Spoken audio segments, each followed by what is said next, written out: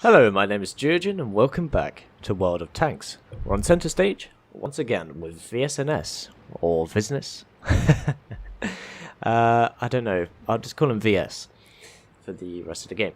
But he is in the ELC AMX, or the AMX ELC as it's listed on the left, which is a tier 5 French light tank, and it is a very capable light tank in the right hands. However, it does have certain restrictive features which make it quite hard to play, notably the non-fully rotating turret. However, the gun is more than capable, of course, of taking out his own number for free damage. But free damage is free damage, it's better than no damage, and he secures a kill on the best player on the enemy team, statistically.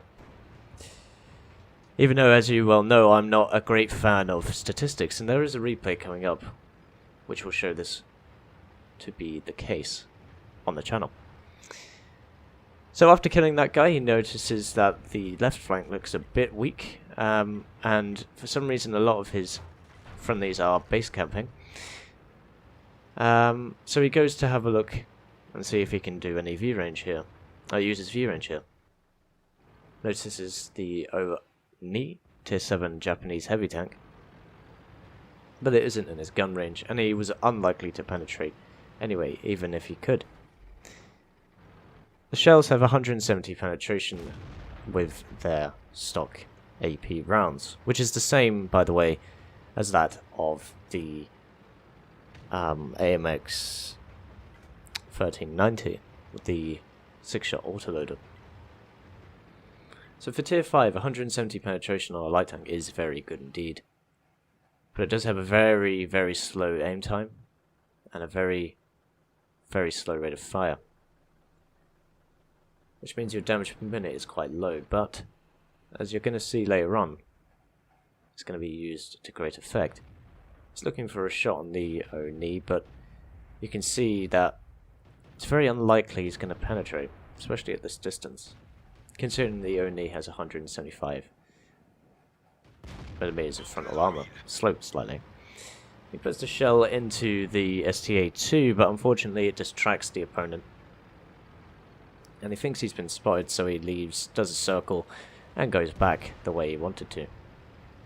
The right flank doesn't look too good. There's a big group of enemies which are currently unspotted, but you can see they were in the E8 area. So there's that STA-2 again. He's still looking at him just to see what he's doing, because as you well know, if you've played any light tanks of tier 5, you don't really have that many hit points. Side of a super Pershing though, pretty easy penetration for this gun, 221, and he has been spotted this time. So he doesn't immediately go back to take a shot. He waits, makes sure he's unspotted, and then goes back for more. See if he can spot the T26E4. He's being quite careful at the moment because there's no need to be quite so hasty just yet.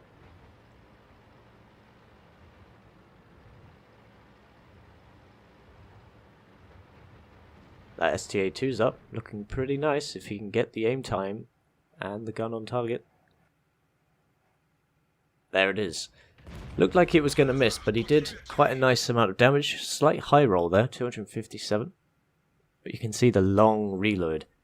For that STA-2, if he's just going to sit there, he's going to go down. He just took out a tier 8 medium tank, be it with poor armor, but in a tier 5 light tank. And that's the sort of thing you can do with the ELC. You are definitely in ambush and sniper. There's no way you can attack at super close range and be able to like do the circle carousel, as it were, because of your non-fully rotating turret. I believe it rotates about 45-degree arc, maybe a bit more. Maybe it's about a 90-degree arc. There's that super Pershing from earlier. Side of the Super Pershing's turret is not well armoured. compared to the front, and so he puts a nice shell into the side. You can see the score is favourable at the moment for the team, 7-4. And the last remaining enemies really are in the forest area. Just looking for a shot on that IS. But isn't in his line of fire. And there we go, nice shot into the T-26 once again.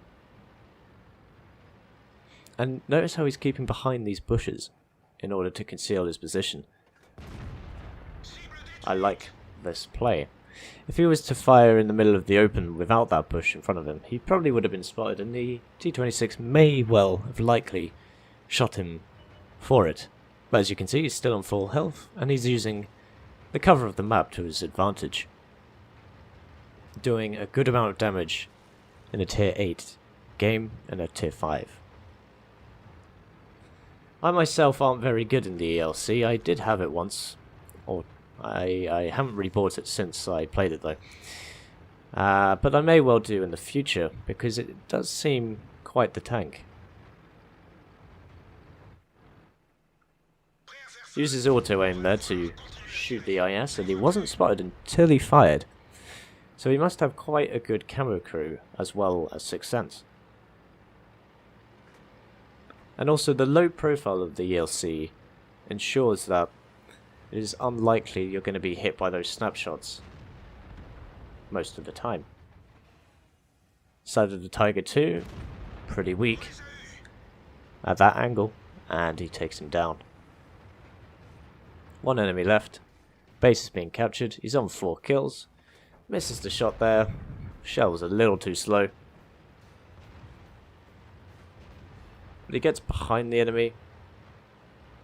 And the speed of the ELC is very good. I actually haven't mentioned that.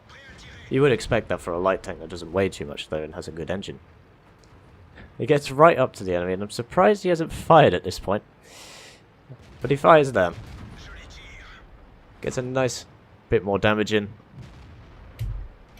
And that's game over.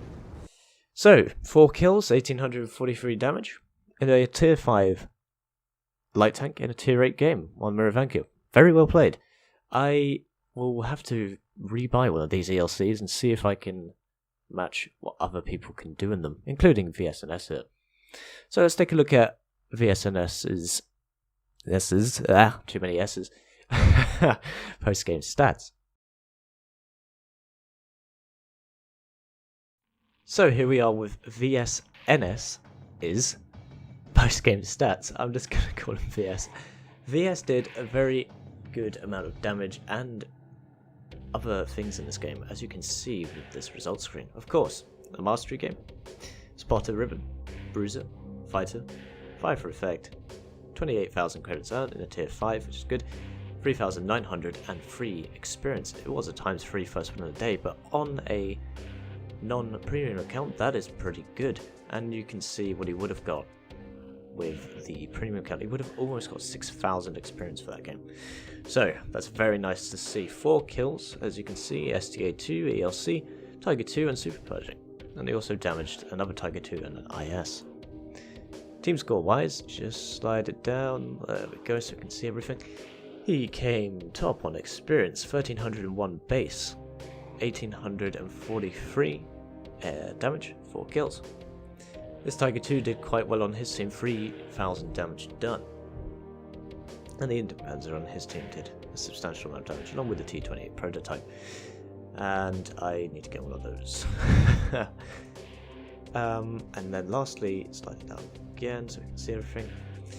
Shots fired, 13, 11 direct hits, and 10 penetrations. So good accuracy. He waited for the gun to aim, and he used bush mechanics to cover his attacks in terms of remaining unspotted for the most part. Almost 1,850 damage done in a tier 5 in a tier 8 game is very good to see. And he damaged 6 enemy vehicles and destroyed 4 of them. And he also did 1,197, almost 1,200 spotting damage. And there you can see he didn't get damaged at all, so he didn't need to repair the vehicle, and he didn't use any consumables. So, quite a tidy profit, all things considering. He only spent 3,000 on ammunition, and when you're playing on a non-premium account, that's a very good thing indeed. And there you can see the breakdown of his credits. I just talked about credits. His experience. I also forgot to mention that he had an Oryx medal, which is destroying 3 or more enemy tanks, which are at least 2 tiers higher whilst you're in a light tank. He did it with 3 tiers higher, so there you go. I hope you enjoyed the replay. I enjoyed watching it, and thank you for VSNS for sending it in, otherwise known as VNSP on YouTube.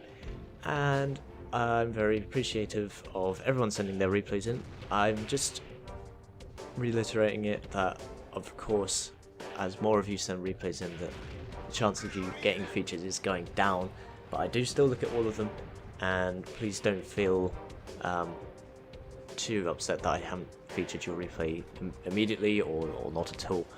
It's just the way things work. I'm just one guy, but I think everyone who watches this, who watches me regularly, knows that. So thank you for understanding, and I hope you enjoyed the video of the ELC on Miravanka. It was an enjoyable game, especially to see the use of push mechanics. That's something that a lot of light tank drivers need to learn, especially when they're starting up at tier 4, tier 5 light tanks, as it is a thing you're going to use throughout your light tank career when you get to tier 8, and even if they add tier 10 light tanks, which I don't know if they will. They did add tier 10 artillery, not too, well, quite a while ago now. But yeah, I'm going to stop this ramble, because otherwise I'm going to go on all day. So, this has been Center Stage on Miravanka and the ELC with VSNS, and I've been Geogen, and I'll see you chaps and chapettes in the next one.